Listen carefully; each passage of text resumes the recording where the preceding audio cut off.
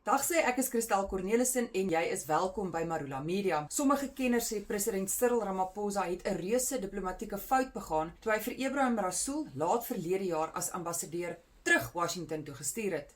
En nou betaal Suid-Afrika die prys daarvoor. Die kenners sê 'n uitgesproke Rasool se terugkeer na Washington te midde van toenemende spanning tussen die Suid-Afrikaanse en Amerikaanse regerings is 'n bewys van die ANC en Ramaphosa se wat hulle bestempel as arrogansie en moedswilligheid. Een kenner sê Ramaphosa moet nou dringend met president Donald Trump self gesels, het sy oor die foon of in persoon, en dat om 'n blote afvaardiging na die VSA te stuur eenvoudig nie meer genoeg is nie. Die verdediging sou maandag begin met die kruisondervraging van Rens Lombard, die staat se hoofgetuie in die Jocelyn Smith saak. Die verhoor is nou in sy 3de week. Lombard het getuig dat 'n vrou, vermoedelik 'n Sangoma, glo vir Jocelyn gekoop het omdat sy na haar vel en oë op soek was. Lombard het ook in die hof erken dat sy voorheen hierdie inligting oor Jocelyn se verdwyning van die polisie weerhou het, omdat sy bang was vir moontlike gevolge. Sy het ook gevra dat wie ook al nou vir Jocelyn het, die dogtertjie moet terugbesorg, en sy het om verskoning gevra omdat sy nie vroeër iets oor Jocelyn se verdwyning gesê het nie. Die verkiesingskommissie wil 192 onaktiewe politieke partye, waaronder die SAKP en die Afrikaner Self Beskikkingsparty, se registrasie opskort. Die OVK sê gegeewe verhoogde mededinging in verkiesings en die toenemende toetrede van nuwe politieke partye, is dit belangrik dat die register van partye bygehou word en dat partye wat nie van plan is om in toekomstige verkiesings mee te ding nie,